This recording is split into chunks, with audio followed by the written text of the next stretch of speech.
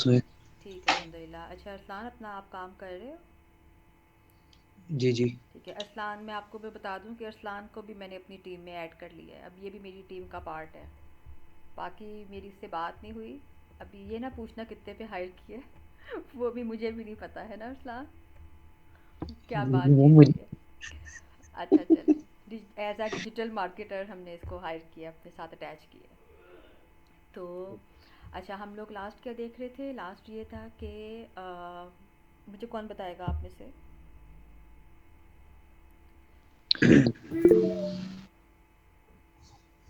Supplier का किया था कि अलीबाबा से कैसे सप्लाई करना है, उनका क्या क्या चेक करना है, फिर क्या पूछा वो आपने सब। उनसे? क्या बताया उन्होंने आपको? कौन कौन से क्वेश्चंस पूछे? क्योंकि मुझे किसी ने भी असाइनमेंट अ, नहीं दी। जी, उनसे उनको पूछा था कि आपका बेस्ट प्राइस क्या है और आप लोग कस्टमाइजेशन करते हैं कि नहीं करते हैं, शिपिंग के बगैर कॉस्ट क्या है और शिपिंग डाल के कितना बनता है। ठीक है। और फिर उनको ये भी चेक कर सकते हैं, मतलब कि जो इंस्पेक्शन होता है ना, हाँ हाँ। वो कर सकते हैं या नहीं कर सकते हैं, और कितने कितनी कितनी कस्टमाइजेशन करा सकते हैं, हाँ, वो कितने सब। सप्लायर से बात की? मेरी 5-6 से हुई एक्चुअली। ठीक है। और बाकी लोगों की समीर, आपने बात की? नहीं मैम, मैं उसी पे चल रहा था। ये हीलियम नहीं है उस पे, मैं अभी रिसर्च कर रहा था और अकाउंट अलीबाबा पर बनाया, तो मैं अभी करूँगा ठीक है, अब आज ही आपने रात ही। ठीक है, ये आपने करना है फिर आज, ठीक है ना? अच्छा, अभी तक हम लोगों ने क्या किया? हमने अपनी प्रोडक्ट हंट करनी है, किस तरीके से हमने टूल के थ्रू करना है वो देखा। उसके बाद फिर हम लोगों ने अपना कंपटीटर कैसे निकालना है, हमने उसको देखा। कंपटीटर के बाद फिर आपने सप्लायर्स ढूंढने कि हम लोगों ने कौन से सप्लायर्स से किस तरीके से बात करनी है। सबसे हमने कोटेशंस लेनी है, जिसकी सबसे बेस्ट कोटेशंस होंगी हमने उसके साथ आगे काम करना है फर्दर, ठीक है? सप्लायर ढूंढने के बाद हमने मैन्युफैक्चरिंग का अपना समझो ऑर्डर भी दे दिया। उसके बाद हमारे पास नेक्स्ट स्टेप क्या होता है? नेक्स्ट स्टेप हमारे पास होता है शिपमेंट का, कि आपने यहाँ से, अगर आपने चाइना से सप्लायर लिया है तो चाइना से लेकर यूएस मार्केट में काम करना है, अगर आपने या यूके मार्केट में काम करना है, वहाँ तक जो आपने शिप करवाना है ना, वो किस तरीके से करवाना है। तो आज हम लोगों ने इस चीज़ को देखना है, ठीक है? हम लोग अपनी स्क्रीन शेयर करते हैं और अपना आज का लेक्चर जो है ना वो स्टार्ट करते हैं। Okay.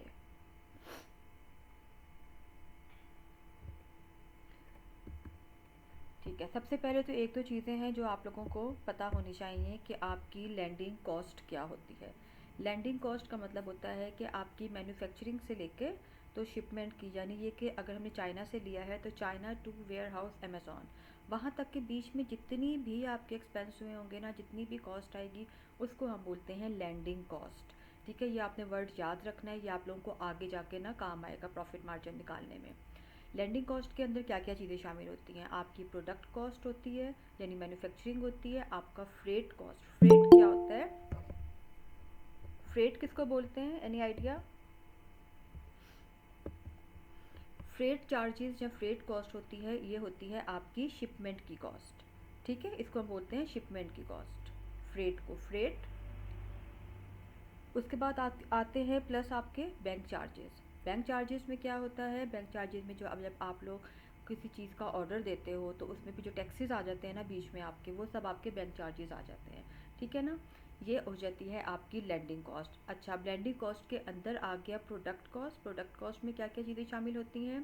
Production, printing, labelling. Printing क्या होती है? प्रिंटिंग वो होती है, प्रोडक्शन तो मैन्युफैक्चरिंग हो गई ना, ठीक है?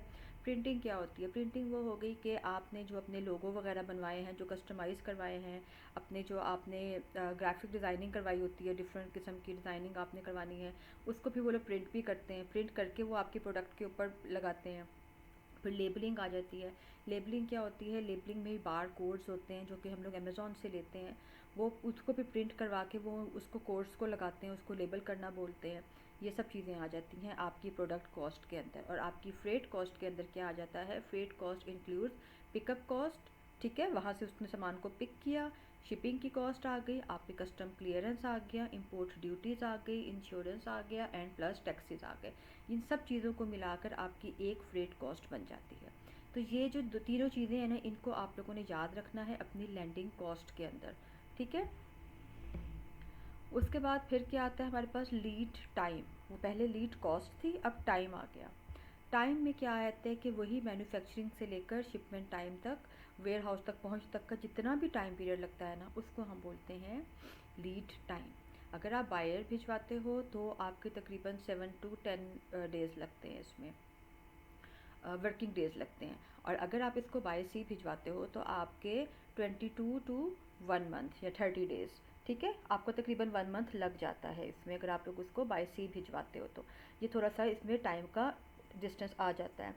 अच्छा, अब इसमें होता है M O Q. M O Q क्या होता है, meaning minimum order quantity. M O Q हम लोगों ने सप्लायर्स की जो बात की थी उस वक्त भी देखा था कि एम ओ क्यू क्या होता है, कि आप कितना मिनिमम ऑर्डर जो है ना उसको आप प्लेस कर सकते हो। ओके, एनी क्वेश्चन इन दोनों चीज़ों से? मैम ये समझ आ गई है इसकी। ठीक है ना। एक होता है आपका लैंडिंग कॉस्ट, यानी जितने भी टाइम पीरियड में वो जितना भी आपकी कॉस्ट और एक्सपेंस आता है वो आ गया, और उसके बाद आपका टाइम आ गया कि कितने टाइम पीरियड में वो काम होता है। अब आ गया हमारे पास फ्रेट फॉरवर्डर्स। फ्रेट क्या होता है, फ्रेट आपका सामान होता है, फॉरवर्डर जो आगे पहुंचाने वाले होते हैं, यानी शिपमेंट कंपनीज होती हैं। A freight forwarder is a service provider that specialised in arranging storage and shipment on behalf of its shippers. ठीक है ना। ये समटाइम्स जो है इसकी सर्विसेज में उसकी वो समटाइम्स ऐसा होता है कि इन्होंने अपने वेयर हाउस भी बनाए हुए होते हैं जहाँ पर वो आपकी पैकिंग वगैरह भी कर देते हैं प्रोडक्ट्स की ना, उनकी प्रिपरेशंस हो गई, उसमें उसमें डॉक्यूमेंट्स आपके होते हैं, वेयर हाउस के चार्जेस आ गए, बुकिंग हो गई, कार्गो, ये सब चीज़ें जो है ना वो इसके अंदर आ जाते हैं फ्रेट फॉरवर्डिंग के अंदर। अब फ्रेट फॉरवर्डिंग के अंदर भी मज़ीद हमारे पास टर्म्स होती हैं, लेकिन सबसे पहली बात, हम ये फ्रेट फॉरवर्डर्स कहाँ से ढूंढेंगे? Any idea? ये जो शिपमेंट की कंपनीज होती हैं ये हमें कहाँ से मिलेंगी? ये कोई मुझे बता सकता नो है? Idea ma'am. सबसे पहली बात, शिपमेंट की कंपनी कहाँ से आएगी? आप खुद से ढूंढो। आप पाकिस्तान में अगर रहते हैं तो बेतहाशा है, हमारे पास टीसीएस है, पोस्ट ऑफिस है, लेपर्ड है, और भी बेतहाशा है यहाँ पर हमारे पास। उसके बाद सबसे आसान तरीका और कौन सा आ गया? गूगल के ऊपर सर्च करो। गूगल के ऊपर सिर्फ आपने ये लिखना है, मैं आपको लिख के बताती हूँ साथ में।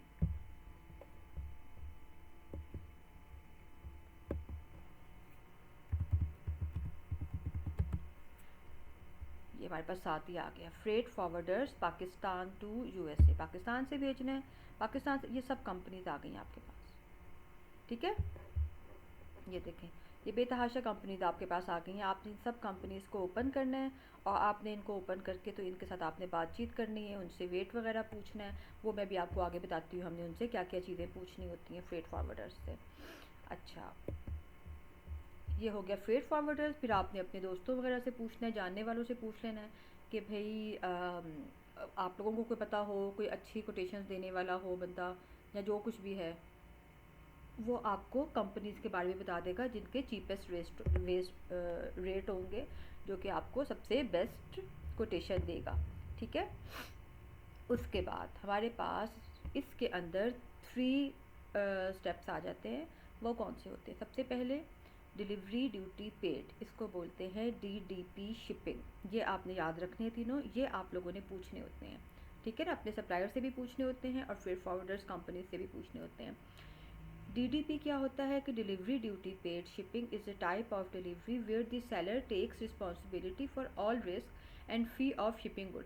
आपका जो सप्लायर है ना, ठीक है, उसकी ज़िम्मेदारी होती है कि वो आपकी प्रोडक्ट को मैन्युफैक्चर करे, और मैन्युफैक्चर करने के बाद उसको वो अमेज़ॉन वेयर हाउस या जहाँ पर भी आपने उसको मंगवाना है, अपने घर मंगवाना है या जहाँ पे भी मंगवाना है, वो वहाँ तक उसको डिलीवर करे। ठीक है। डीडीपी में आपके सप्लायर की ज़िम्मेदारी होती है। जैसे आप लोगों ने अपने सप्लायर से पूछा बात करते हुए शिपमेंट का, तो उसने आपको शिपमेंट चार्जेस बताए। हर कंपनी, जितने भी मैन्युफैक्चरर्स होते हैं, वो सब जो है ना, हर कोई नहीं ये प्रोवाइड करता सर्विसेज। कुछ कहते हैं कि जी नहीं, हमारे पास ये सर्विसेज नहीं है, लेकिन हम आपके बिहाफ पर ये कहीं और से करवा देते हैं। ठीक है, कुछ लोग ऐसी बात भी कर देते हैं। हमारे लिए सबसे बेस्ट कंपनी कौन सी होगी, सबसे बेस्ट सप्लायर कौन सा होगा? वो जिसके पास डीडीपी की ऑप्शन होगी। ठीक है, अगर उसके पास ये वाली फैसिलिटी है तो क्या होता है, हमारा जितना भी सामान होता है ना वो सेफ़ हो जाता है, हमें इसकी टेंशन ख़त्म हो जाती है कि भई अब हमने इसको शिप करवाना है तो हम किसी और कंपनी से बात करें या क्या करें। हम अपने सप्लायर से कहते हैं कि ये आप ही की ज़िम्मेदारी है, ऊपर हम इसका चार्ज कर देंगे जितना भी करना होगा, ऑफ कोर्स हमारी टेंशन नहीं होगी इसमें। तो many companies with only use DDP when shipping goods by air और by sea freight, buyers benefits heavily from DDP because they assume less risk, liability and cost. तो डीडीपी क्या होता है, कोई और एक्सप्लेन करेगा इसको?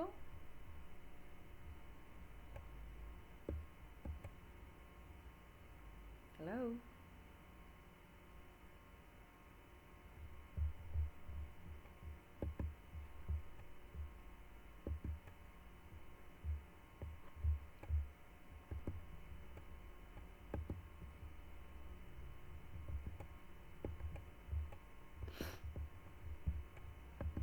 हम लोग ये गूगल के ऊपर देख रहे थे फ्रेट फॉरवर्डर्स, ठीक है। हमने यहाँ लिखा freight forwarders Pakistan to USA. आपने जहाँ तक भी लिखना है, जहाँ का भी लिखना है, आपने चाइना टू यूएसए लिख लिया या जहाँ पे भी भिजवाना है आप वहाँ लिखोगे ना, आपके पास ये सब फ्रेट फॉरवर्डर्स कंपनीज आ जाएंगी। यहाँ पर ही देखें, आपने इन कंपनीज को ओपन कर लेना है, इनसे इनके रेट लेने हैं और फिर आपको आइडिया हो जाएगा कि सबसे अच्छा आपको रेट किसने दिया है, कि जिसके हिसाब से आपने ऑफ कोर्स उन लोगों से पूछना है। हमने अपना मिनिमम वेट कितना रखा था, कुछ याद है? 5 याद नहीं LBS। है। 5 LP रखा था हम लोगों ने, ठीक है, तकरीबन जो है अच्छा, ना। वेट वेट समझा था। वेट 5 LP, ठीक है ना। ओके,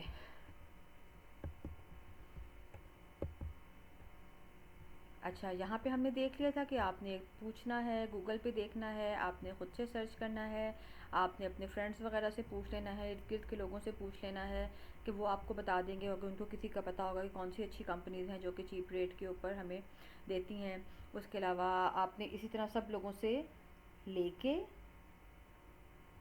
कोटेशंस, तो आपने बेस्ट अपना फ्रेट फॉरवर्डर ढूंढना है। उसके बाद फिर क्या होता है हमारे पास, इसमें भी हमारे पास जो है ना 3 कैटेगरीज आ जाती हैं। वो कौन कौन सी कैटेगरीज होती हैं? नंबर 1 है delivery duty paid, DDP shipping, ठीक है।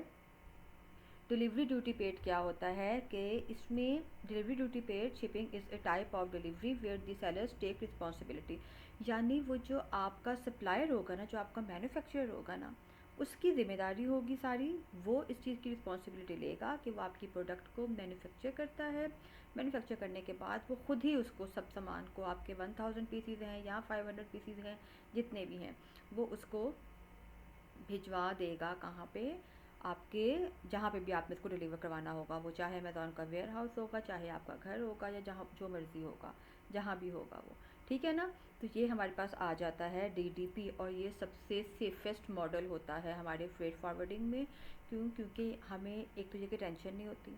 जब आप अपने सप्लायर से पूछते हो ना शिपमेंट के बारे में, प्लीज़ बीच में आप लोग बोलते ना, फिर मुझे भी पता नहीं चलेगा अगर बंद हो गया तो।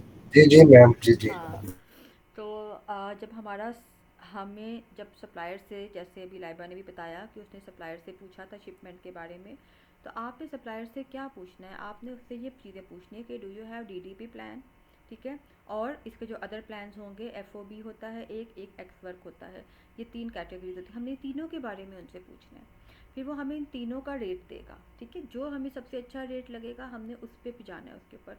डीडीपी में सबसे सेफेस्ट मॉडल हो जाता है, हमारी टेंशन ख़त्म हो जाती है, जो हमारा मैन्युफैक्चरर होता है वो ही हमारा सामान जो है ना वो आगे डिलीवर करवाता है, तो ये सबसे बेस्ट होता है डीडीपी, ठीक है। आप लोगों ने कोशिश करनी है कि उस मैन्युफैक्चरर को चूज़ करो जो आपकी डिलीवरी भी खुद से करवा कर दे, आपको खुद से फ्रेट फॉरवर्डर्स देखने ना पड़े। एक ये होता है डीडीपी, इसको याद रखना है, डिलीवरी ड्यूटी पेड, ठीक है। फिर नेक्स्ट होता है हमारे पास EXW, यानी एक्स वर्क। एक्स वर्क क्या होता है? This basically means that you are responsible for arranging to have your goods pickup at your suppliers factory and delivering them to your destination, यानी कि अब ये आपकी ज़िम्मेदारी है। चाहे आपका वहाँ पे कोई किसी को आपने हायर किया है वहाँ पे, चाहे कोई आपका वहाँ पे अपना रिलेटिव रहता है या कोई फ्रेंड वगैरह है, आप उनसे कहते हो कि भाई मेरे भी हाफ के ऊपर आप जाना और जाके सामान को फैक्ट्री से पिक करना है आपने, और पिक करके आपने उसको शिपमेंट कंपनी में लेके जाना है, वहाँ जाके आपने उसको शिप करवा देना है। बीच में जितने भी टैक्सेस होंगे, जितने भी डॉक्यूमेंट साइन होंगे, जो भी होगा इंश्योरेंस वगैरह का सीन, वो सारा कुछ उसी बंदे ने करना है या आपने खुद करना है। तो ये आपकी रिस्पॉन्सिबिलिटी है। अगर तो आप इतना अफोर्ड कर सकते हो इस चीज़ को तो फिर तो ये बेस्ट हो जाएगा आपके लिए, ठीक है। इसी बहाने आप जाकर अपने प्रोडक्ट्स की इंस्पेक्शन भी कर सकते हो और फिर आप खुद ही उसको जाके शिप भी करवा सकते हो। अगर आप किसी और को भेजते हो अपने बिहाफ पे, तो ये थोड़ा सा रिस्की हो जाता है। एक तो ये कि इसमें चार्जेस ज़्यादा लगेंगे, ऑफ कोर्स उस बंदे का वहाँ पे जाना, हो सकता है वो किसी दूसरे स्टेट में रहता हो, उसका वहाँ पे जाना, वहाँ जाके फिर वो उसका होटल के आ गया एक्सपेंस आ गया, उसका फिर बाकी एक्सपेंसेस भी आ गए, फिर ऑफ कोर्स जब वो वहाँ पे जाएगा तो फिर खाना पीना भी, घूमना फिरना भी, वो सब चीज़ें भी, तो थोड़ा सा ज़रा ना ये एक्सपेंसिव हो जाता है। सेकंड, वो हो सकता है इतना सीरियस होकर आपकी प्रोडक्ट्स को ना चेक भी ना करे या कुछ भी करे, तो थोड़ा सा अगर खुद चले जाओ तो फिर ज़्यादा बेटर है एक्स वर्क में। लेकिन ये कि अगर कोई दूसरा बंदा आपके बिहाफ पे जाता है तो उससे ज़्यादा बेटर है कि आप डीडीपी को प्रेफर करो, ठीक है, क्योंकि उसमें मज़ीद सेफ आ जाता है डीडीपी में।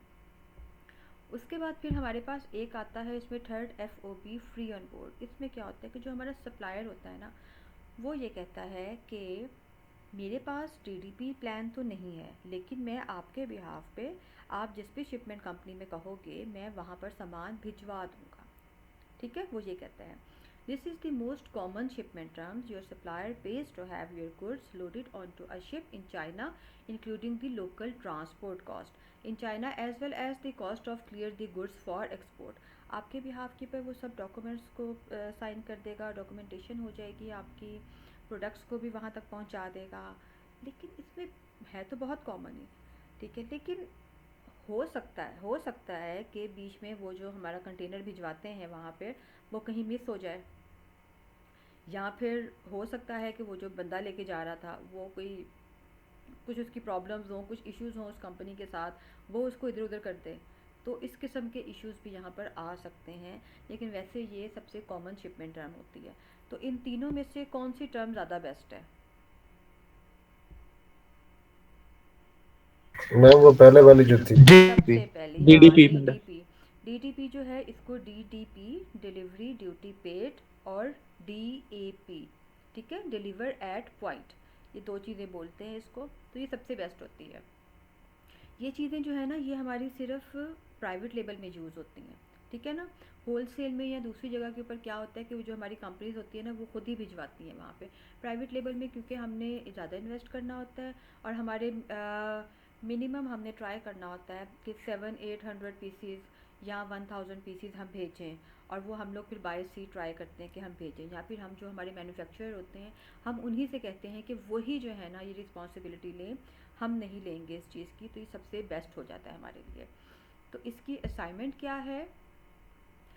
इसकी असाइनमेंट ये है कि how to choose a suppliers and a freight forwarders on Alibaba, ठीक है, हम अभी अलीबाबा के ऊपर करके देखते हैं।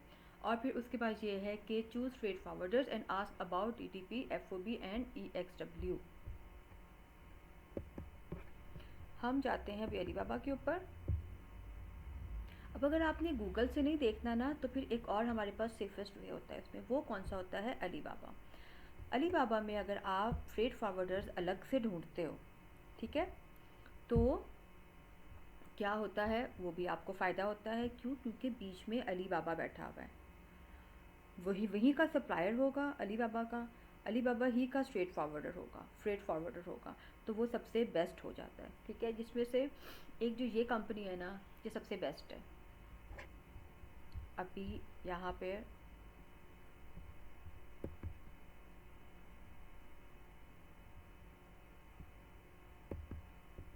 एक मिनट, ये आ जाए, ये हमारे पास ये सब कंपनीज आ गई है, नज़र आ रही है ना आप लोगों को?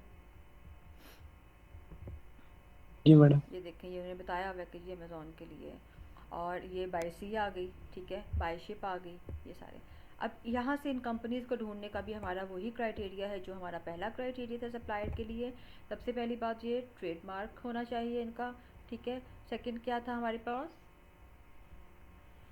2 इयर्स का वेरीफाइड वो होना चाहिए, कंपनी होनी चाहिए। और क्या क्या चीज़ें थी इसमें, कौन बताएगा? और रिस्पॉन्स रेट 85% होना चाहिए। एग्जैक्टली, रिस्पांस रेट अच्छा होना चाहिए। आप लोगों ने इनसे क्या क्या पूछना है, आपने इनसे पूछना है कि आपने पर केजी के हिसाब से पूछना है इनसे। फिर आपने इनसे बॉक्सेस के साइजेस पूछने हैं, ठीक है, कि आप कितने साइज़ के बॉक्स होंगे, हमारा इतने बॉक्सेस हैं हमारे, उनको आप किस तरीके से पैक करोगे।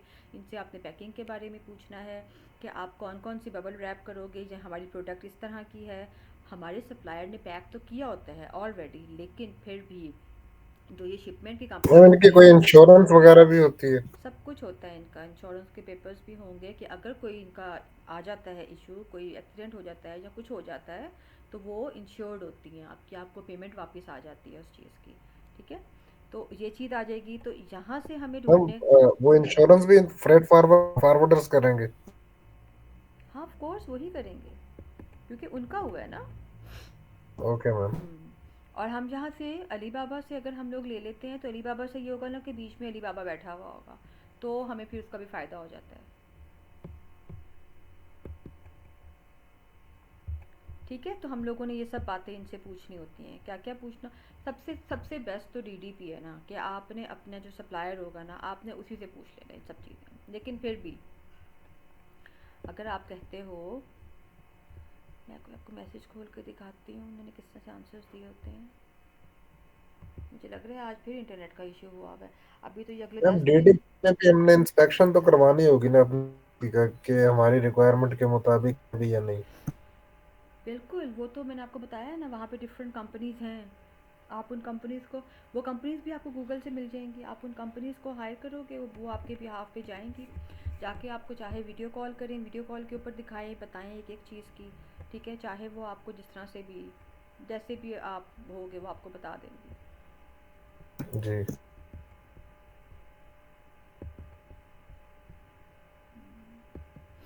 मैसेजेस खोल के देखते हैं।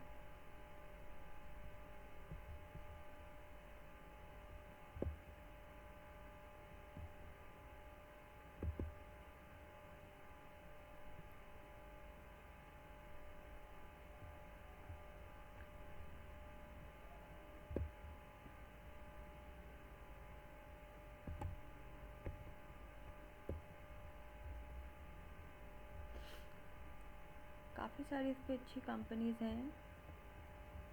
49 मैसेजेस आए हुए हैं ड्रीम वर्ल्ड। एक दफ़ा आप इनसे बात करोगे ना, बस उसके बाद फिर आपका जो है ना इनबॉक्स वो इनसे ही भरा रहेगा।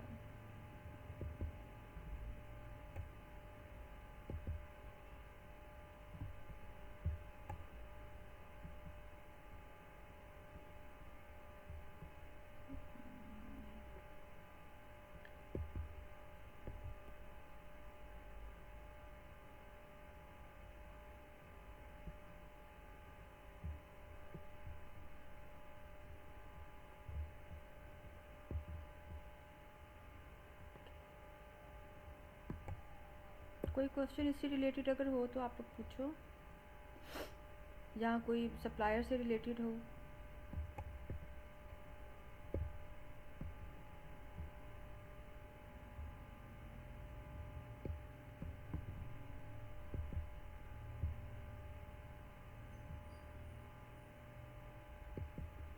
कोई भी नहीं।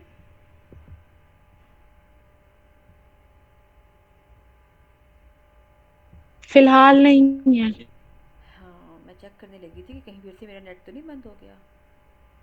ये देखो, अभी एक ऐसे ही निकल ही आया फाइनली, कि वो आपको हर सब के प्राइसेस अलग अलग बताएंगे। देखो, ये EXW की प्राइस अलग से बताएंगे आपको, FOB की अलग से बताएंगे आपको, DDP की अलग से बताएंगे। तो इसमें DDP की प्राइस जो है वो है सबसे ज़्यादा 6.80, लेकिन क्या होता है कि वो सेफेस्ट हो जाता है आपके पास। EXW की प्राइस मैम, इसमें कस्टम ड्यूटी भी इसमें इंक्लूड है सब कुछ डीडीपी में? हर चीज़ इसके अंदर होगी DDP में। वो आपको प्राइस ही उसके मुताबिक बताएंगे फिर। यानी कि उन्होंने हमारे डोर स्टेप पे पहुंचानी है प्रोडक्ट? हाँ, वो उनका काम है, वो पहुंचाएंगे, हमारे लिए सेफ़ हो गया ना ये, ठीक है ना। यहाँ पे अब उसने एक प्रोडक्ट की प्राइस बताई थी, तो EXW प्राइस है 2.75, 2.75 उसने EXW यानी एक्स वर्क की प्राइस बताई थी कि वो हम लोग खुद वहाँ से पिक करके लेके जाएंगे, ठीक है। उसकी प्राइस उसने बताई है $2.75। लेकिन जीडीपी के साथ क्या हो जाएगा कि 6.80, तो ठीक है ना, इसके अंदर आपके शिपिंग के चार्जेस भी आ जाएंगे, इसी के अंदर आपका जो है बाकी सब डॉक्यूमेंटेशन भी आ जाएंगी, कंप्लीट हो जाएंगी आपकी। लोडिंग अनलोडिंग वो भी सारा हर इसी में चीज़ आ सब जाएगा। कुछ इसके अंदर आ जाएगा। तो आई थिंक ये जो है ना, ये सबसे बेस्ट होती है डीडीपी की प्राइस पे, क्योंकि एक्स वर्क में ऑफ कोर्स ये 2.75 आपने दिया, फिर जो बंदा वहाँ पे जाएगा या अगर आप खुद भी जाते हो वो एक्सपेंस आया, आपने वहाँ से कंटेनर्स लिए, फिर वो जो उसका वो लेकर उसके बाद उसको वहाँ से आगे आपने शिपमेंट कंपनी तक पहुँचाना है, कंपनी तक पहुँचाने के बाद आगे से शिप करना है, वो तो मेरा ख्याल में शायद इससे ज़्यादा ही लग फिर जाएगा। कस्टम ड्यूटी है, मैं कस्टम कुछ ड्यूटी होता है फिर। वगैरह आई थिंक वो इतना ही लग जाएगा या इससे ज़्यादा ही लग जाएगा, तो इसलिए ज़्यादा बेटर है कि हम उनसे कहें कि हमें आप डीडीबी प्राइस ही बताएं इसकी, ठीक है। ये चीज़ें आप लोगों ने उनसे पूछनी है, सारी बातें उनसे पूछनी है, और उसके बाद फिर आपने इसको एंड करना होता है, फाइनल करना होता है उनसे अपनी प्रोडक्ट। अच्छा, इसके बाद फिर मज़ीद आपने उनसे बार्गेन करवानी है। पहले तो आपने उनसे उस वक्त बार्गेन करवाई ना एक प्रोडक्ट के ऊपर कि नहीं मैंने इतने पीसेस देने हैं, मुझे मज़ीद आप रेट कम करो अपना।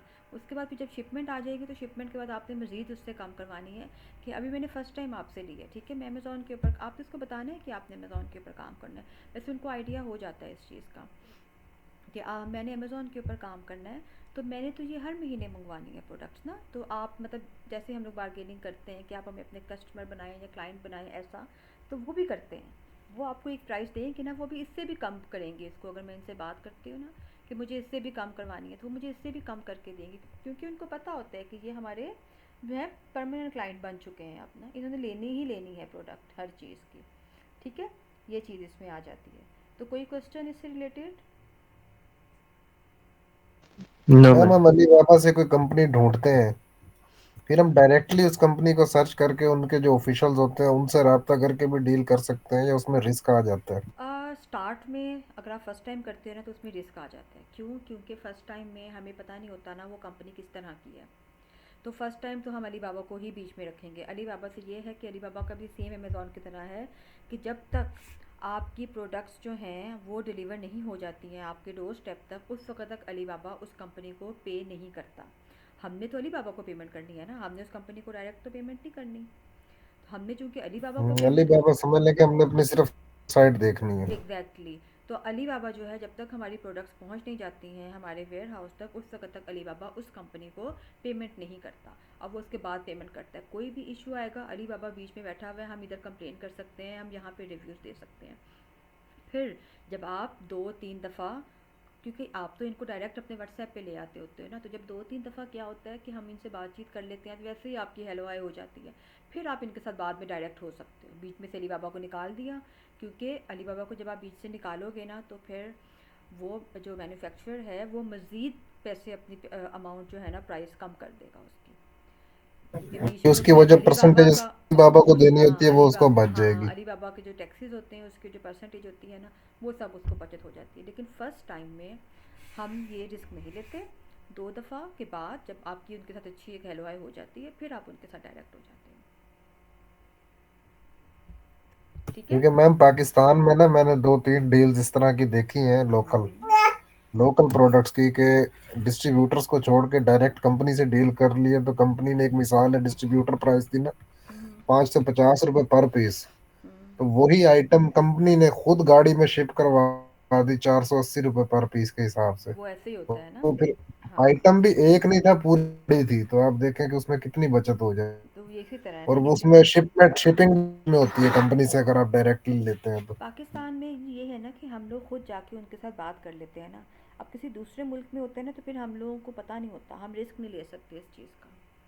हाँ, या तो अगर आप ऐसे खुद ही है जाओ मैम, ना, ऐसे ही है। हाँ या तो अगर आप खुद जाओ उस मैन्युफैक्चरर के पास, चाइना जाओ आप, वहाँ जाके आप खुद उनसे मिलो, खुद उनसे बातचीत करो, तो फिर भी आपको आइडिया हो जाता है कि कैसी कंपनी है, कैसे लोग हैं, फिर आप उनके साथ डायरेक्ट हो जाते हो। लेकिन अगर हम लोग यहाँ पे बैठे हुए हैं या हम कहीं और किसी दूसरे मुल्क में बैठे हैं, वहाँ पर बैठ कर आपको पता है चाइना के ऊपर इतनी जल्दी ट्रस्ट करना, चाहे अलीबाबा हो बीच में, फिर भी रिस्की हो जाता है।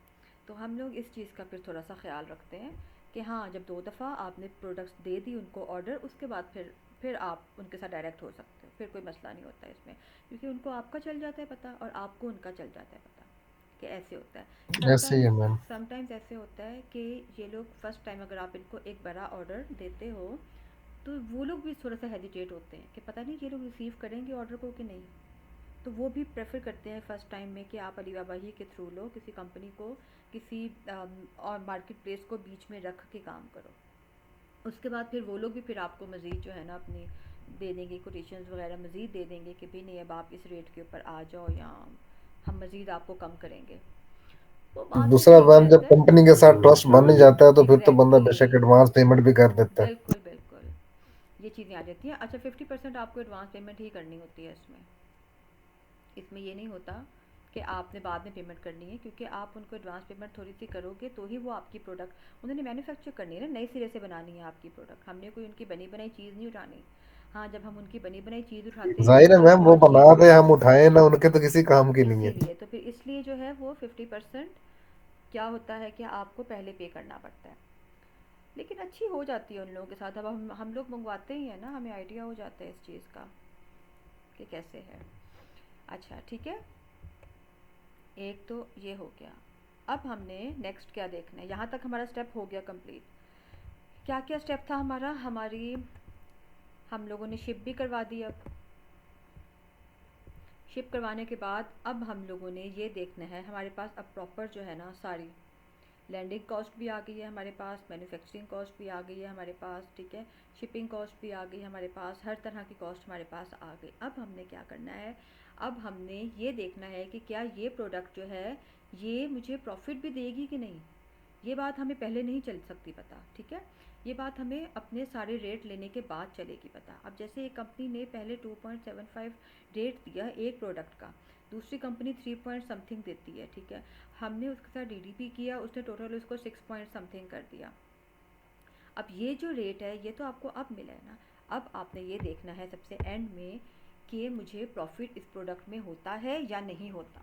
अगर आपको इस प्रोडक्ट में प्रॉफिट होता है और 30% से ज़्यादा होता है तो फिर हम इस प्रोडक्ट को आगे लेके चलेंगे, यानी डन करेंगे उनके साथ। अभी हमने उनको डन नहीं करना, अभी हमने सिर्फ उनसे रेट लिए हैं हर चीज़ के डिफरेंट। आपने सप्लायर्स से, वो जो मैंने बोला था कि आपने एक प्रोडक्ट के कम से कम 10 सप्लायर्स से रेट लेने हैं, तो अभी हमने वो वाले रेट लिए हैं इनके साथ, ठीक है। फिर हम देखेंगे इसमें से हमें किस में कितनी बचत होती है, कितना हमें प्रॉफिट आता है। प्रॉफिट में हम किस तरह से देखते हैं, मैम हम तमाम कंपनियों मैम आप हैं अभी? जी ये बोलो। नेट चला गया आप? नहीं है, बोले मैंने बोलिए। कहा हम तमाम कंपनियों का डाटा जो है ना वो एक जगह पर लेते रहेंगे ना, कि विद शिपिंग और विद ओवर बार्गेनिंग करने के बाद हमें क्या बच जाता है। ऑफ कोर्स तो वो जब सब आपको, तमाम कंपनियों का हम लिख लेंगे तो आखिर पर हम कंपेयर कर लेंगे कि कौन सी सर्विस हमें amazon के वेयर हाउस पर क्या कॉस्ट दे रही है, उनमें बिल्कुल से फिर हम देखेंगे कि जो बेटर है, जहाँ से हमारी कॉस्ट अच्छी बन रही है पर पीस की, बिल्कुल बिल्कुल सबसे उसके पहले, मुताबिक हम हाँ ऑर्डर प्लेस कर देंगे। पहले तो हमने टेबल बनाना है ना उसके मुताबिक कि हमें किस कंपनी से क्या कॉस्ट पड़ रही है। एग्जैक्टली उसके उसके बाद उसमें बाद डीडीपी करके हमें मेन हमारे जहां तक हमें चाहिए चीज वहां पर हमें क्या कॉस्ट कर रही है पर सही पीस। सही। तो इसका सबसे आसान तरीका मैं आपको बताती हूँ। एग्जाम्पल है, हम ये ले लेते हैं पिकल बॉल, हमने यही ऑर्डर की है, ठीक है। अब ये याद है हमने इसी को देखा था ना, ये आपका है कंपटीटर।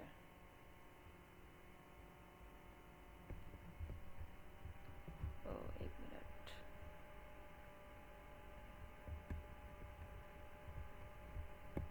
हीलियम ने ओपन किया हुआ। हीलियम जो है ना वो आपको बताएगा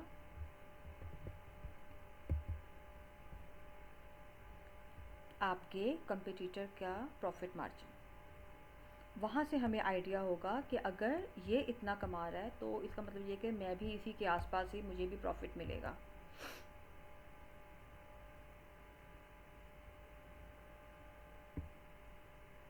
जाहिर है मैम, अपने पे अपनी प्राइस भी इसके करीब ही रखनी है ना। बिल्कुल, हमने इससे कम रखनी है अपनी प्राइस। $1 या पॉइंट समथिंग, जितना भी पॉइंट्स में लिखेंगे हम लोग ज़्यादा बेटर होगा हमें। हम अपनी कॉस्ट को इसके साथ कंपेयर कर लेंगे। एक मिनट ज़रा बच्चे चल जाए।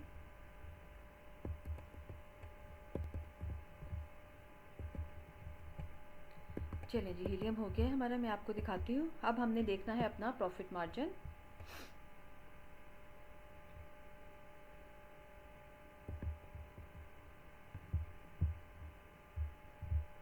अच्छा, इस पिकल बॉल की मंथली सेल है 29,341, काफ़ी ज़्यादा है।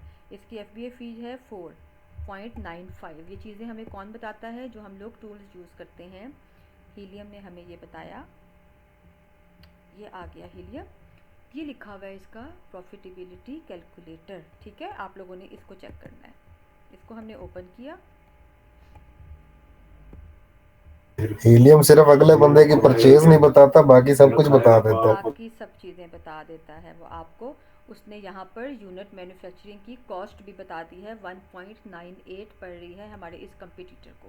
उसने हमें ये भी बता दिया है, ठीक है ना। अगर हम इसको FBA करते हैं तो प्रॉफिट मार्जिन हमारे पास आता है 23.61, ठीक है। और अक्टूबर में आया 22। जी, किसने हैंड रेज किया? मैम गूगल ने हैंड बैम्बू रेज किया मेकिंग 15 एंड होने मिनट्स का का। बोल रहे हैं। अच्छा अच्छा, ठीक है, मुझे बता देना। अच्छा, 15 मिनट तक। और इसका ROI कितना है हमारे पास? 89 है। लेकिन अगर इसी पिकल बॉल को हम FBM करते हैं तो हमारे पास 49.15% प्रॉफिट मार्जिन निकलता है, और नेट जो है वो 4.86 है। ठीक है, नॉट बैड। और ROI आ गया 190 पॉइंट। ये FBM है, जो लोग अपने पास अपने घर में रख के इसको सेल करते हैं, अमेज़ॉन के वेयर हाउस में नहीं भेजते। लेकिन अगर हम अमेज़ॉन के वेयर हाउस में इसको भेजेंगे तो फिर ऑफ कोर्स वहाँ पर हमें उसके चार्जेस भी देने पड़ेंगे सारे। ठीक है, तो ये आ गया हमारे पास। रेफरल फ़ी आ गई। अच्छा, रेफरल फ़ी क्या होती है? किसी को पता है? What is referral fee? Ma'am अगर हम प्रमोशन के लिए अपना लिंक किसी को देते हैं ना, हम्म। वो अपनी वीडियो के नीचे या अपनी किसी वीडियो में या कहीं पर भी उसको मेंशन करता है, तो उस लिंक से जितने भी लोग रेफर होके प्रोडक्ट पर आते हैं, यानी कि पर क्लाइंट जो है ना, वो उसको यानी कि प्रॉफिट देना पड़ता है। ठीक है, कोई और बताएगा?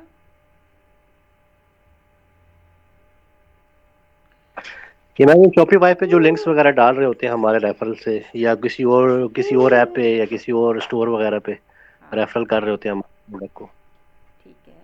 और इसका अमेज़ॉन के ऊपर एक और क्या मतलब होता है कि आपने अमेज़ॉन ने जो अपना परसेंटेज लेना होता है ना, यानी आपकी प्रोडक्ट में से एक सेल हुई है प्रोडक्ट आपकी, उसमें से अमेज़ॉन का हिस्सा भी तो है ना, उसने अपना भी तो जी, कमीशन इसका भी लेना है ना। परसेंटेज है जी। तो ये रेफरल फ़ी जो है ना यहाँ पे, ये वो वाली है। यानी इस प्रोडक्ट के ऊपर 1.48 अमेज़ॉन का परसेंटेज है, वो इतना लेगा। $1.48 जो है वो अमेज़ॉन का होगा इसमें से। वो सब कटा करने के बाद फिर आपको जो है ये 2.33% बचता है। $2 वैसे कम ही है। 23 मैं हम लोग वैसे जो प्रोडक्ट लेते हैं ना, और आप लोगों ने भी याद रखना है, हम कोई दूसरी प्रोडक्ट चेक करते हैं भी, उसमें आपने क्या देखना है कि आपका प्रॉफिट मार्जिन ज़्यादा होना चाहिए। इस प्रोडक्ट के साथ मज़ा नहीं आ रहा कि हम कोई दूसरी प्रोडक्ट देखते हैं। आपका प्रॉफिट मार्जिन 30+ होना चाहिए। 30+ प्रॉफिट मार्जिन होगा तो ही आपको पता चलेगा कि भी हाँ मैंने कुछ अर्न किया है, मैंने कोई मेहनत की है इसके ऊपर। ये तो एक छोटी सी बॉल थी, इसका वो भी कम है, 10 से नीचे है प्राइस इसकी। और हम लोगों ने कोशिश क्या करनी है कि हमारी 10 से ज़्यादा होनी चाहिए। ओके, कहाँ पे ये भी तो आई थी प्रोडक्ट मेरी।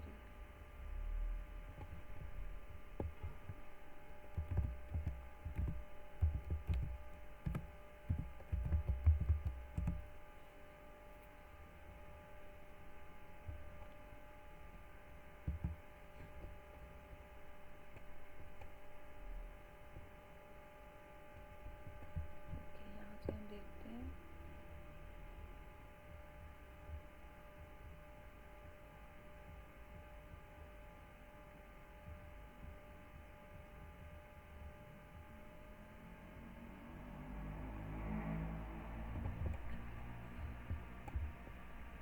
ऐसे है ना, कोई $35 की सेल हो रही हो, कोई $20 की, 25 की, तो फिर उसमें प्रॉफिट भी ज़्यादा आएगा हमारे पास। ओके, जैसे भी एक ये प्रोडक्ट है, हीलियम हो जाए इसका ओपन।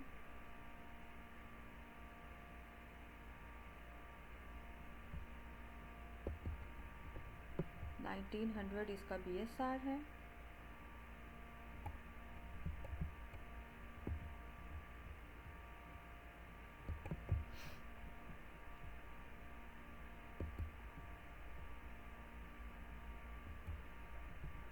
ये आगे इसका कैलकुलेटर चेक करते हैं, ये कितना प्रॉफिट दे रहा है हमें। ये हमें दे रहा है FBA में 53.15 और 53.13%। इज़ इट गुड और बैड? डेफिनेटली मैडम, गुड हो गई। है ना, गुड हो गई ना। और अगर इसको हम FBM करते हैं तो 61.99। सबसे पहली बात ये कि आपने कौन सी प्रोडक्ट लेनी होती है जिसकी प्राइस ज़्यादा हो, इसीलिए हम बोलते हैं 10 to 50। ठीक है, 50 से ज़्यादा में अगर आप अफोर्ड कर सकते हो उसको तो फिर आप 50 से ज़्यादा ले सकते हो, लेकिन नहीं तो आपने कोशिश 10 से नीचे का जितनी भी होंगी ना उस पर फिर आपको प्रॉफिट कुछ नहीं मिलता। जैसे भी वो हम लोगों ने बॉल देखी, छोटी सी बॉल थी, ऑफ कोर्स उसकी प्राइस उसके मुताबिक बिल्कुल ठीक थी, $9 थी उसकी प्राइस, ठीक है, लेकिन उसमें क्या था, हमें कोई प्रॉफिट नहीं मिल रहा था, जस्ट 20% मिल रहा था हमें। और नेट के ऊपर हमें कितना मिल रहा था, जस्ट 2%, 2 पॉइंट समथिंग। तो वो तो कोई प्रॉफिट ना हुआ ना, आपने इतनी मेहनत की, वहाँ से बनवाया चाइना से, वहाँ से लेकर आपने उसको आगे भिजवाया, तो उसमें फिर कुछ मिले भी ना आपको। तो प्रोडक्ट हमेशा आपने ऐसी चूज़ करनी है, ऐसी ढूंढनी है जो आपको कम से कम 30% तो दे प्रॉफिट, बल्कि 35% दे, और आपने 35% से ज़्यादा वाली प्रोडक्ट देखनी है। अच्छा, एक हमारे पास ये आ गया, ठीक है। सेकंड हमारे पास क्या आता है इसका, मैं ग्रुप में शेयर कर दूँगी पिक्चर्स भी आपके साथ, मैनुअली हमने किस तरीके से निकालना है उसको। मैम $50 से अगर हम ऊपर जाएंगे तो फिर हमें क्वांटिटी कम करनी पड़ेगी। क्वांटिटी हम कम करते हैं बजट के मुताबिक, तो फिर हमें शिपिंग कॉस्ट उतनी ही पड़नी है। इसीलिए हम इन चीज़ों का ख्याल रखते हैं कि जी, आपके इसीलिए पास, बेहतर है कि बंदा अपने बजट में ही चीज ढूंढे। बिल्कुल। शाहजेब, मुझे आप बताओ दूसरा क्या है हमारे पास मैनुअली।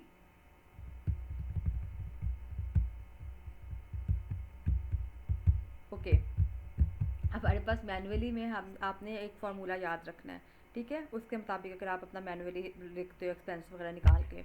लैंडिंग कॉस्ट जो हम लोगों ने अभी देखी थी, क्या होती है लैंडिंग कॉस्ट के अंदर, आपकी प्रोडक्ट की कॉस्ट आ जाती है। प्रोडक्ट कॉस्ट में आपकी प्रोडक्शन, प्रिंटिंग, लेबलिंग, प्लस आपकी फ्रेट कॉस्ट। फ्रेट में क्या आता है आपका टोटली पिकअप कॉस्ट, शिपिंग की, custom clearance, import duties, insurance और टैक्सेस। उसके बाद उसके बैंक चार्जेस, ये सब आपकी आ गई लैंडिंग कॉस्ट के अंदर। Landing cost minus other expenses. Other expenses क्या होते हैं, PPC यानी आपने जो मार्केटिंग की है अपनी प्रोडक्ट के ऊपर, plus FBA charges. FBA charges के अंदर आपके कौन सी कॉस्ट आ जाती है, FBA के अंदर आपकी वेयर हाउस की फ़ी आ जाती है, आपकी रेफरल फ़ीस आ जाती है, ठीक है, ये चीज़ें आपकी उसके अंदर आ जाती हैं सारी FBA फ़ी के अंदर। और is equal to profit. PPC क्या होता है, पे पर क्लिक, यानी एक क्लिक के ऊपर कितना आपने पे करना है, यानी मार्केटिंग स्ट्रेटजीज हो गई आपकी। Landing cost minus other expenses is equal to profit. ये आप मैनुअली अपना कैलकुलेट कर सकते हो। एक ये हो गया आपके पास, एक आपके पास क्या हो गया, आपके पास ये हो गया कि आप यहाँ से अपने जो आपका कंपटीटर है उसका चेक कर सकते हो आप लोग कि कंपटीटर का कैसे आएगा आपके पास, ठीक है। अच्छा, इसके बाद हमारे पास एक और तरीका भी होता है।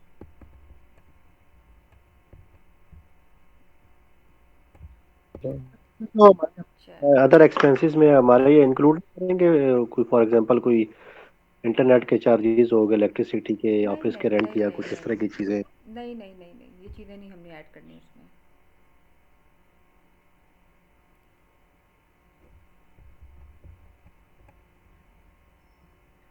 अच्छा, ये हमारे पास दो हो गया। तीसरा हमारे पास क्या होता है, शेयर हो जाए स्क्रीन।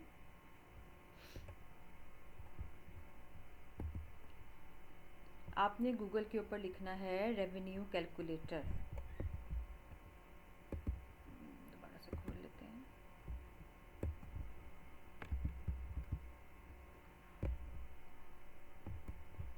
ठीक है, रेवेन्यू FBA रेवेन्यू कैलकुलेटर, ये आपने ओपन करना है। इसको आपने करना है कंटिन्यू एज गेस्ट।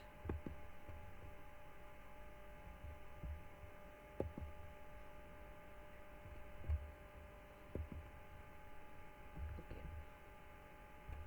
अब हमने देखना है डिफ़ाइन प्रोडक्ट पे जाना है आपने। सबसे पहले आपने यहाँ लिखना है कौन सी मार्केट प्लेस है आपकी, वो आपने बताना है। फिर आपने बताना है कि आपने जो लिए हैं उससे कोटेशंस में मेजरमेंट्स ली हैं डायमेंशंस की, ठीक है, वो इंचज़ में ली हैं या सेंटीमीटर में ली हैं, आपने वो लिखनी है। यहाँ पर फिर आपने उसकी, अभी हम जैसे अपना इसी को ले लेते हैं, हम यहाँ पे ना ये ले लेते हैं अपने अपने ही क्लाइंट की, सॉरी कंपटीटर की देख लेते हैं। 1.06 283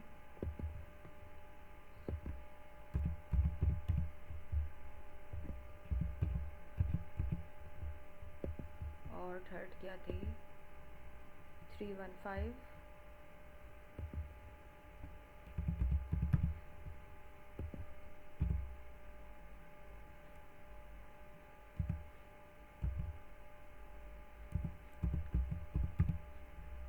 0.06 LB, ठीक है।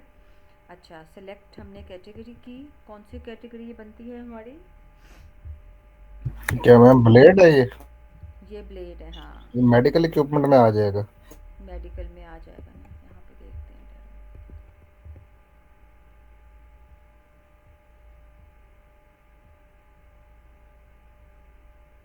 कौन सी कैटेगरी आती है।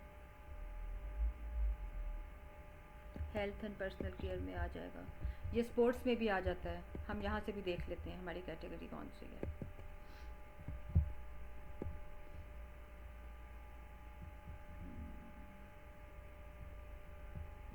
नहीं अभी तक ही अच्छा, ये स्पोर्ट्स में भी आ जाती है आपकी। उसके अलावा यहाँ पे भी लिखा हुआ है मैन्युफैक्चरिंग, बेस्ट सेलर में आ जाता है आपका। इंडस्ट्रियल और साइंस में इसकी कैटेगरी है 19, मेडिकल, ठीक है।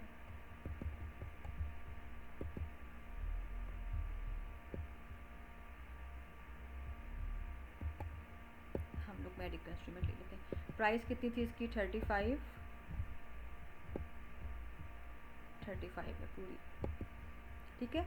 यहाँ आपने आइटम प्राइस में लिखने हैं अपने कंपटीटर की प्राइस, यहाँ आप लोगों ने वो लिखनी है। शिपिंग चार्जेस इसके कितने थे, यहाँ पे उसने हमें बताया था। ये तो मैं तो कंपटीटर का लिख रही हूँ ना, यहाँ पे आप लोगों ने यहाँ पे वो सब कुछ ऐड करना है जो आपके मैन्युफैक्चरर ने आपको बताई हैं चीज़ें। यूनिट 0.06,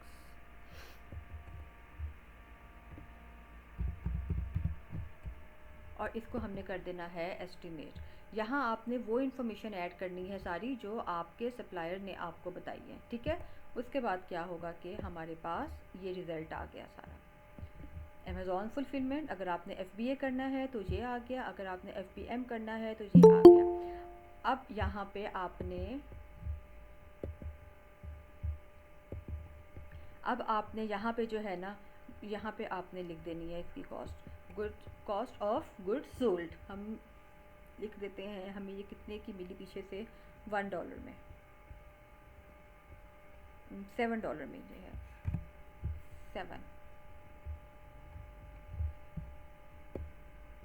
आपके पास यहाँ पर आ गया 17, नेट प्रॉफिट आ गया आपके पास इसका, और मार्जिन इसका आ गया 51 FBA में, ठीक है ना। और FBM में कितना है, ये 28.81 है, और 82 यहाँ पर पर भी चला अगर, गया मार्जिन। हाँ यहाँ पर भी अगर हम लोग यहाँ पे डालते हैं ना, ठहरें, $7 दी हमने, तो वही 62 आ गया जो वहाँ पे आया था, सेम वही आई है। 21 इसका नेट प्रॉफिट आया है और 62 इसका। ये सबसे बेस्ट तरीका होता है रेवेन्यू कैलकुलेटर के ऊपर, ये आपको एग्जैक्ट जो है ना प्रॉफिट मार्जिन बताता है। और जब आप लोगों ने अपने क्लाइंट्स के लिए काम करना है तो आपने जो क्लाइंट को प्रॉफिट मार्जिन निकाल के देना है ना, वो आपने इसके ऊपर निकाल के देना है, और आपने उसको इस चीज़ की पिक्चर बना के, जो मैंने कहा था ना पिक्चर्स आप लोगों ने लेनी है, तो ये पिक्चर भी आपने लेनी है, यहाँ की भी, ये सारी पिक्चर भी, उसको ये प्रॉफिट मार्जिन दिखना चाहिए, ये वाला जो आ रहा है हमारे पास, ठीक है। कि अगर आपने FBA करना है तो ये आएगा प्रॉफिट आपका, अगर आपने FBM करना है तो ये प्रॉफिट आएगा आपके पास।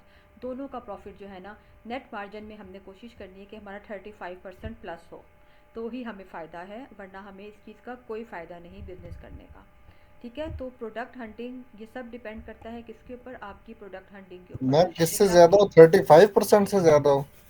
35 हाँ मिनिमम 35 हो तो ही फ़ायदा ओके है मैम, आप लोगों को। मिनिमम यानी कि 35 नहीं $20 मतलब की चीज में हमें $7 बचने चाहिए। एग्जैक्टली तो उसके वरना फिर आपको मज़ा नहीं आएगा ना, फिर काम करने का फिर फ़ायदा कोई नहीं है। Okay ma'am. ठीक है ना। तो ये हमारे पास 3 तरीके होते हैं अपना प्रॉफिट मार्जिन देखने के लिए। सबसे बेस्ट कौन सा होता है वो ये वाला है, रेवेन्यू कैलकुलेटर। सबसे बेस्ट हमारे पास ये होता है कि अगर आपने प्रोडक्ट अर्न करके देनी है तो आपने अपने क्लाइंट को ये बताना है। FBA रेवेन्यू कैलकुलेटर, आप इसको अमेज़ॉन के ऊपर सर्च करोगे तो ये आपके पास ओपन होके आ जाएगा। अच्छा, अब ये तो हमने यहाँ पर बाय चांस अपने कंपटीटर का रखा है ना, इसलिए क्योंकि इस वक्त हमारे सप्लायर्स ने हमें नहीं बताया। आप लोगों ने जो इसके ऊपर प्रैक्टिस करनी है ना, जो आप लोगों ने अपने सप्लायर से रेट लिए हैं ना, वो आपने यहाँ पे लिखने हैं और फिर आपने देखना है कि उसको क्या आपका प्रॉफिट मार्जिन निकलता है। जो जो प्रोडक्ट्स आप लोगों ने ली हैं उनके ऊपर आपने इस चीज़ को चेक करना है।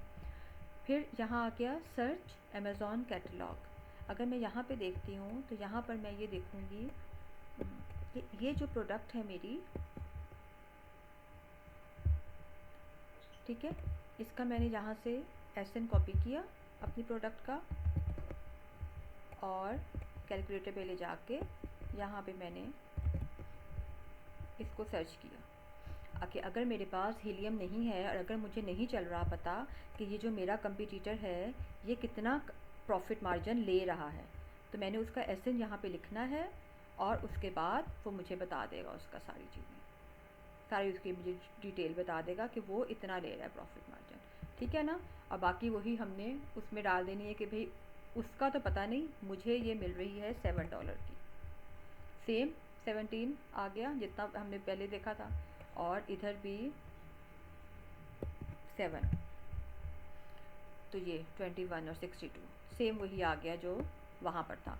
यहाँ पर बस आपने लिखना है कि आपको ये मैन्युफैक्चरिंग में आपको कितने की ये पड़ रही है प्रॉपर हर चीज़ को मिला के, तो ये आपकी आ जाएगी। ठीक है ना। तो ये ज़्यादा इजी है ना, इजी भी होता है ये और ये ट्रस्टेबल भी होता है। जो क्लाइंट होता है ना वो इसके ऊपर ट्रस्ट करता है। अगर हम लोग क्लाइंट को, वैसे तो समटाइम्स कुछ क्लाइंट्स ऐसे होते हैं जिनको पता नहीं चलता, तो उनको तो हम लोग ये वाली पिक्चर्स भी भेज देते हैं। ये वाली पिक्चर इतनी से हिस्से की लेके हमने उसको भेज दी। ठीक है।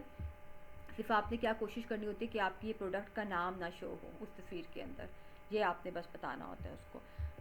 और यहाँ पर भी हम इतने हिस्से को छोड़ देंगे और हम यहाँ से लेंगे पिक्चर अमेज़ॉन फुलफिलमेंट और यूर फुलफिलमेंट से, यहाँ से लेके हम इसको फिर लेके जाएंगे और इस सारे की हमने इसको पिक्चर जो है ना वो लेके भेज देनी है स्क्रीनशॉट बना के इस चीज़ का। ये चीज़ आ गई तो इसके बाद फिर आप डिसाइड करते हो कि भी हाँ ये अब मुझे प्रॉफिटेबल है या नहीं है। लेकिन और मैम फिर कस्टमर को हमने सिर्फ यही मेंशन करना है कि मेडिकल इक्विपमेंट है। हाँ वो आपने उसको बताना है क्यों, क्योंकि अच्छा ये वाला मेडिकल में भी यूज़ होता है, ये स्पोर्ट्स में भी होता है। आपने बस सिर्फ उसको ये कैटेगरी बता देनी है बस कि ये कैटेगरी जो है ना वो ये है, बाकी नहीं है। मैं अब आप लोगों के साथ वो फाइल्स भी शेयर करूँगी, अभी 1-2 फाइल शेयर कर दूँगी कि किस तरीके से आपने जो है ना प्रॉपर प्रेजेंटेशन के साथ क्लाइंट को भेजना होता है काम। मैंने आप लोगों को दिखाई भी थी ना पहले, तो वो जी मैंने जी आप लोगों मैम, को शेयर आपने की। दिखाई थी। हाँ वो मैं आप लोगों के साथ अभी शेयर भी करूँगी ग्रुप में, वहाँ से भी आप देख लेना इस चीज़ को। ये हो गया टोटली हमारा आज प्राइवेट लेबल ख़त्म। लेकिन एक पॉइंट इसमें अभी भी रहता है हमारा। हमने देखा था, हमने जो प्रोडक्ट ली है, हम इसी प्रोडक्ट को ले लेते हैं फ़िलहाल। ठीक है। हमने जो प्रोडक्ट ली है वो प्रोडक्ट अमेज़ॉन के ऊपर कितने लोगों ने सर्च की थी, ठीक है ना। अब वही प्रोडक्ट गूगल के ऊपर कितने लोग सर्च करते हैं, तो उसको हम बोलते हैं गूगल ट्रेंड। अमेज़ॉन के ऊपर सर्च वॉल्यूम को कहते हैं हम लोग अमेज़ॉन ट्रेंड और गूगल के ऊपर हम कहते हैं गूगल ट्रेंड। आपने गूगल ट्रेंड निकालना है, गूगल पे जाना है आपने, यहाँ पे लिखा गूगल, आपके पास आ गया गूगल ट्रेंड। ठीक है। तो ये गूगल ट्रेंड्स आ गए, यानी कि गूगल के ऊपर इस प्रोडक्ट को कितने लोगों ने सर्च किया। सबसे पहले आपने यहाँ पे आके अपना चेंज करना है। हम लोग यूएस मार्केट ले लेते हैं, सॉरी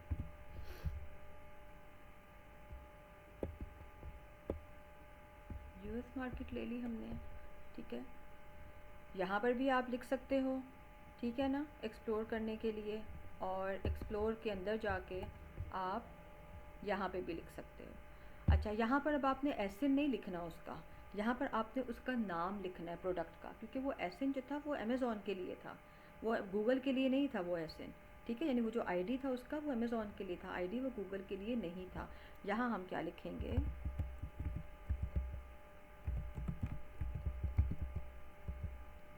ये हमारा एसन था। ठीक है, ये आ गया हमारे पास उसका ट्रेंड। अब हमारे पास यहाँ पर आया यूएस मार्केट प्लेस आ गई, पास्ट 12 मंथ्स नहीं, हमने लेना है पास्ट 5 ईयर्स। अगर आप लोग हीलियम के ऊपर चेक करोगे ना गूगल ट्रेंड उसको, सॉरी सर्च वॉल्यूम को, वो भी आपको पास्ट 5 ईयर्स का दिखाता है।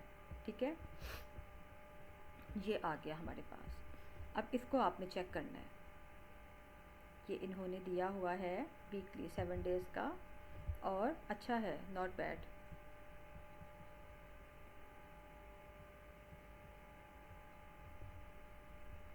तकरीबन एक हफ्ते में 100 पीसीज अगर ऑर्डर हुए हैं, या लोगों ने इसको सर्च किया है 21, 35, 16, तो ठीक है, इसका गूगल ट्रेंड बैड नहीं है, ठीक है ना। इसका सर्चेस लोगों ने अच्छी की हुई हैं, 16, 26, 39, 14, 42, 38।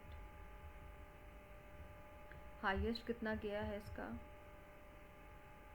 100 हाईएस्ट गया है इसका।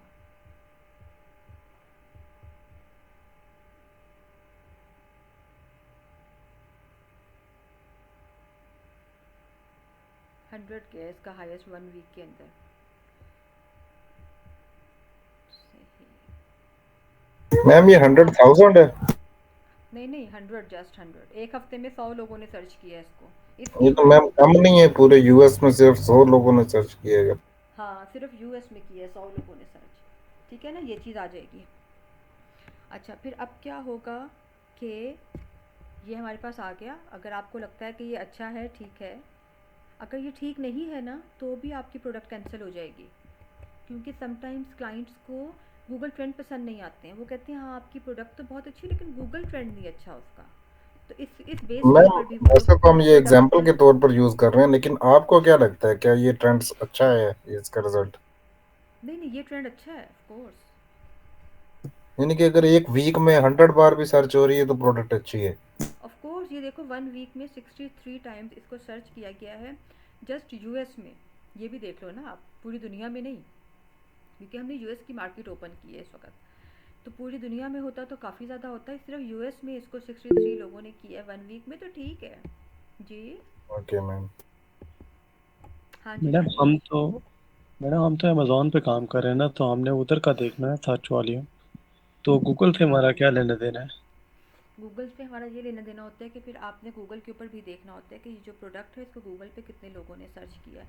हर उस उसके ऊपर लोग इसको किस तरीके से लेकर जाते हैं, कि अगर आपको अमेज़ॉन से बाहर भी करना पड़े काम इस प्रोडक्ट के ऊपर, तो इसका क्या वो आता है, रेशियो आता है इसका, इसकी कितने लोग इसको सर्च करते हैं, कितने लोग इसको ख़रीदते हैं। इन सब चीज़ों को भी फिर हमने देखना होता है कि आपका जो क्लाइंट है वो क्या गूगल के ऊपर भी चलता है या नहीं चलता है, आपकी जो प्रोडक्ट है उसका वहाँ पर क्या है। हम लोग इसको इतना, समटाइम्स होता है ना, हम इसको नहीं इतना बॉदर करते, लेकिन जो इन्वेस्टर्स होते हैं ना, वो इस चीज़ को बहुत बॉदर करते हैं। और कुछ लोग होते हैं जिनको बस पता होता है सिर्फ कि गूगल ट्रेंड भी कोई चीज़ होती है, उनको पता कुछ नहीं होता है इसका हमने काम क्या करना है। और मैं आपको सही बता रही हूँ कि मैंने खुद, मेरे साथ भी ये हुआ है कि एक दो स्टूडेंट्स के थे, उनकी प्रोडक्ट्स इतनी अच्छी थी, ठीक है, अमेज़ॉन के ऊपर, लेकिन उनके गूगल ट्रेंड जो है ना वो ठीक नहीं था। और क्लाइंट्स ने सिर्फ इसी वजह के ऊपर प्रोडक्ट्स जो है ना वो कैंसिल कर दी कि नहीं इसका गूगल ट्रेंड नहीं है अच्छा, कुछ मज़े का नहीं है, कुछ मज़ा नहीं आ रहा। भैया आपने अमेज़ॉन पे काम करना है ना, वही आपकी वाली बात होगी, वहाँ तो ठीक है ना, लेकिन कुछ लोग होते हैं इस चीज़ को नहीं देखते हैं। तो आपने इसकी पिक्चर जो है ना वो भी लेके भेजनी है गूगल ट्रेंड की। और ये सिर्फ प्राइवेट लेवल में होता है, ये मैं उसमें नहीं होता, ये होलसेल में नहीं होता। क्यों? क्योंकि प्राइवेट लेवल में जब आप प्रोडक्ट्स लेके आते हो ना, और अगर आप उसको FBM करते हो प्राइवेट लेवल में प्रोडक्ट्स को, तो FBM करने से फिर ये होता है कि फिर आपने उसको सिर्फ अमेज़ॉन तक नहीं महदूद रखना होता, फिर आप उसको दूसरी मार्केट प्लेसेस के ऊपर भी लेके जाते हो। हाँ, अगर तो आपने FBA करना है फिर तो आपने वहीं पर लेके जाना है, फिर तो कोई इसमें नहीं है। फिर इसमें ना एक दो और चीज़ें भी आ जाती हैं, जैसे ये कि आपने अपना अमेज़ॉन के ऊपर एक स्टोर बनाया, उसमें आपने अपनी प्रोडक्ट्स रखी, ठीक है, प्राइवेट लेबल की या किसी भी चीज़ की, और आपने अपना एक स्टोर बना लिया ईबे के ऊपर, एक स्टोर आपने अपना बना लिया शॉपिफाई के ऊपर, एक आपने बना लिया टिकटॉक शॉप के ऊपर। हम क्या करते हैं फिर इन सब स्टोर्स को आपस में लिंक कर देते हैं, ठीक है। इस चीज़ को हम लोग आगे जाके पढ़ेंगे अभी। इनको हम आपस में लिंक कर देते हैं और लिंक करने के बाद क्या होता है कि अगर आपका टिकटॉक के ऊपर या शॉपिफाई के ऊपर या ईबे के ऊपर ऑर्डर प्लेस होता है तो आप उस ऑर्डर को डिस्पैच कहाँ से करवाते हो? आप उसको अमेज़ॉन से डिस्पैच करवाते हो, अगर अमेज़ॉन में FBA हुआ हुआ है वो। उससे हमें क्या फ़ायदा होता है कि एक तो ये कि क्लाइंट को ये चलता है पता कि भाई हाँ ये एक बड़ा ब्रांड है, इसके मतलब मल्टीपल स्टोर्स हैं, इसने हर प्लेटफॉर्म पे इसके स्टोर्स हैं, तो ये हमें एक बेनिफिट हो जाता है। दूसरा क्या होता है कि जो क्लाइंट्स अमेज़ॉन को अफोर्ड नहीं कर सकते और वो लोग अगर ईबे के ऊपर या शॉपिफाई के ऊपर ऑर्डर प्लेस करते हैं तो वो हमें गुड रिव्यूज़, यानी वो खुश हो जाते हैं ना कि भाई मैंने ऑर्डर वहाँ से किया था, मुझे अमेज़ॉन से आया। ऑफ कोर्स जब FBA से जाएगा, अमेज़ॉन से जाएगा तो उसकी पैकिंग में जाएगा, तो वो एक प्लस पॉइंट हो जाता है। फिर वो हमें ईबे के ऊपर या दूसरे प्लेटफॉर्म के ऊपर भी रिव्यूज़ देते हैं, फिर वो लोग हमें अमेज़ॉन के ऊपर भी रिव्यूज़ देते हैं। तो हमें इस चीज़ का ये फ़ायदा हो जाता है कि हमारी प्रोडक्ट जो है ना वो जल्दी रैंक हो जाती है इस चीज़ में। तो ये चीज़ें जो है ना हमें गूगल ट्रेंड वगैरह ये हमें इन चीज़ों में काम आते हैं फिर, ठीक है। तो प्राइवेट लेबल में क्या होता है आपका सबसे लास्ट स्टेप कि आपने ये गूगल ट्रेंड भी निकालना होता है। जब कोई नहीं बोलता ना मुझे इसको ओपन करके देखना पड़ता है। आप लोग देखते जी होंगे जी मैम, हम सुन रहे हैं मैम। वीडियोस में आप देखते होंगे मैं थोड़ी देर बाद इसको ओपन करके चेक करती हूँ कि भाई कोई है भी कि नहीं है। मैडम आपको अच्छा मैसेज अभी कर देंगे। हाँ अभी जो है ना मैं अब आपको एक और दिखाती हूँ इसमें। यहाँ तक हमारा जो है आज प्राइवेट लेबल कंप्लीट हो गया। कोई क्वेश्चन प्राइवेट लेबल से रिलेटेड? बाकी सारा आपका प्रैक्टिकल है। जितनी अच्छी प्रोडक्ट निकालोगे, जितना अच्छा सप्लायर ढूंढोगे, उतना आपके लिए बेस्ट हो जाएगा।